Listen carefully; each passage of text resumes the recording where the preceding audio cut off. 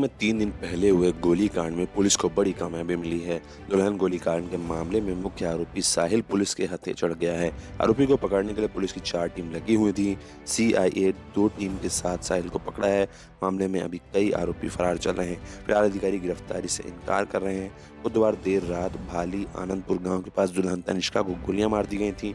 वो पीजीएमएस में भर्ती है। इससे पहले भाली आनंदपुर गांव के बाहर हुए दुल्हन गोलीकांड के मामले में 2 नाबालिगों को सीआईए की 2 टीमों ने गिरफ्तार कर लिया था। दोनों नाबालिग सुबह से ही शादी समारोह में घूम रहे थे, जिन्होंने दूल्हा दुल्हन की वरमाला से लेकर उनकी विदाई तक की पूरी रेकी कर तीनों मुख्य आरोपियों को जानकारी दी थी। पूछताछ में ये भी सामने आया है कि मुख्य आरोपी साहिल भी शादी में आया था। एसपी महेश ठाकुर ने बताया कि जिन 2 नाबालिग आरोपियों को पकड़ा गया है वो दोनों सांपला के रहने वाले हैं, जो गोलीकांड की साजिश में शामिल थे। अभी तक हुई जांच में पता चला है कि वारदात में 5 आरोपी शामिल थे।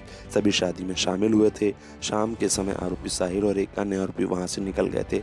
इसके बाद उन्होंने अनाज मंडी में जाकर प्रॉपर्टी डीलर की इनोवा कार लूट ली थी। पकड़े गए दोनों नाबालिग आरोपी शादी में शामिल तीसरे साथी को बाइक पर सांपला से खरखोदा रोड पर आरोपी साहिल और दूसरे साथी के पास छोड़ा था। फिर दोनों नाबालिग आरोपी शादी में वापस चले गए थे, जबकि आरोपी साहिल और उसके 2 साथी कार में सवार होकर भाली आनंदपुर गांव के बाहर पहुंच गए थे। दोनों नाबालिग बताते रहे कि अब वरमाला हो चुकी है और थोड़ी देर में विदाई होने वाली है। नाबालिगों ने नहीं बताया था कि जिस कार में दुल्हन जा रही है उसका नंबर क्या है और उसकी पहचान क्या है। दोनों नाबालिगों को बाल सुधार गृह में भेज दिया गया है।